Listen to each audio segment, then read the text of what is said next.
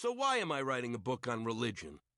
I wish I could tell you that God had appeared to me and commanded that I reveal unto the peoples of the earth all of his mysteries, and that I was the Antichrist. Now that's a cash cow waiting to happen. But the Antichrist wouldn't write a book. He'd have a reality show and all sorts of digital downloads, and he'd leave mind-altering messages on cell phones.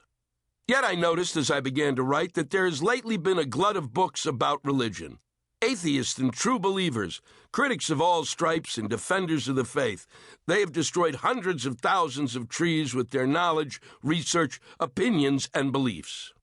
This is so typical of my life. I decide to write a book on religion, and as soon as I sign the contract, the shelves overflow with new books on the subject from every imaginable point of view. And so, yet again, is my belief in God undermined. What bullshit! I could see if I wrote a book on Iraq. We can't seem to get enough of those. It's like Chinese food.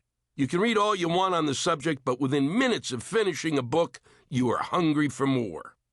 I guess the flood of these theology books makes sense, with the excesses of violence committed in the name of God wherever you look, and the obscene power of religion and politics in our homes and in our lives. Or maybe it's just the growing sense that the world might end at any moment, which seems to hang in the air around us, like a late afternoon thunder shower. I guess this has sent the keyboards a twittering. Then, of course, there's the constant flow of books in which authors talk about their conversions. So what am I, Lewis Black, stand-up comic and me of little faith, putting my 2 cents in about religion? Because I think it's taken too seriously. And anything that takes itself too seriously is open to ridicule. What am I thinking? When you write about people's beliefs, you're asking for it. Every page here has the potential to offend someone somewhere in perpetuity throughout the universe. That doesn't even count the critics who will say it wasn't funny enough, or serious enough, or spiritual enough. Religion? Funny? You gotta be kidding. I am kidding, but it's not going to be seen that way by everyone, which is exactly why you've got to keep poking fun at it. After millennia of religion being used as a club, either to scare the shit out of children or to send them to war, someone's got to search for organized religion's funny bone. To put it as simply as I can, this is a book about my relationship with religion, where my, dare I say it, spiritual journey has taken me. From the religious dead ends I have wandered down to the pinpricks of light I have seen and barely understood. It's all here, in all its complicated and infuriating glory. And all of this is just my opinion, the way I look at religion, what it's meant and not meant to me, and why it makes me laugh. So if religion has taken over your life and you don't want to think about it or laugh about it because it will upset you, don't fucking listen to this! Ever. And ever.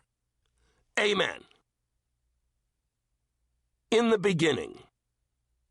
As I slowly reached consciousness, everything was a mystery waiting to be solved. Unfortunately for me, I wasn't much of a problem solver. Who was this giant shoving a bottle in my mouth? Who was this other giant who wasn't around all the time, but when he did show up, would poke me? What were all these shapes and forms and sights and sounds? What the fuck was going on? Even as a kid, a sense of unease pervaded my being.